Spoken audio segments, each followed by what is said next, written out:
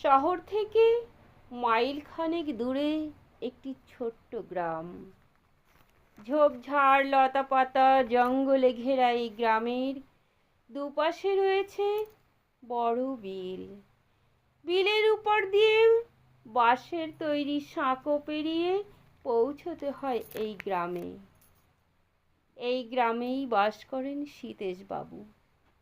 5 মেয়ের পর যখন আবার কন্যা সন্তান জন্মালো, সীতেশবাবুর মাথায় যেন আকাশ ভেঙে পড়ল। সারা বাড়িময় দুঃখের ঢেউ খেলে গেল। শাঁখ বাজল না, উলুধ্বনিও উঠল না।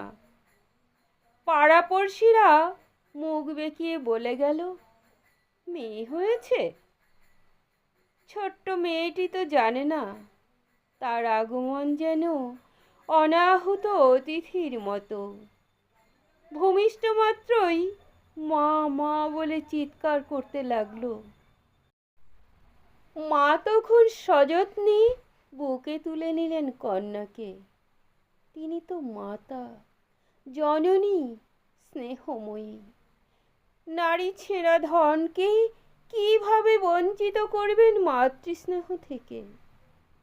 সময়টা ছিল পৌষ মাস, শীতের রাত, পূর্ণিমা তিথি।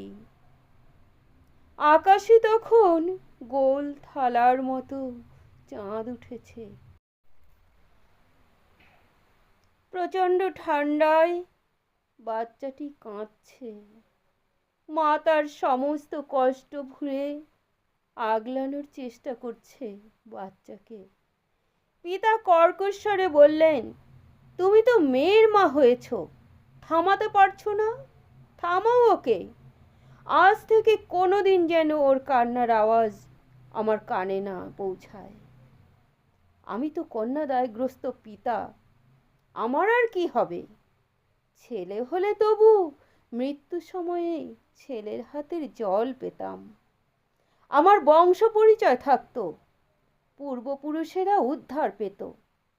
মা ব্যথিত হৃদয়ে আকুল ভাবে কাঁদতে থাকলেন মেয়েকে বুকে জড়িয়ে ধরে। অন্য মেয়েরা পিতার ভয়ে ঘরের ভিতরে বসে কাঁপছে।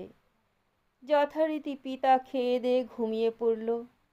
বড় মেয়ে তখন মায়ের কাছে এসে বলল, মা, দেখি একবার আমাদের বোনকে। মা বললেন, আগে একটু গরম জল এনে দিতে পারিস? আমি খাবো, অন্য কিছুই তো ঘরে নেই।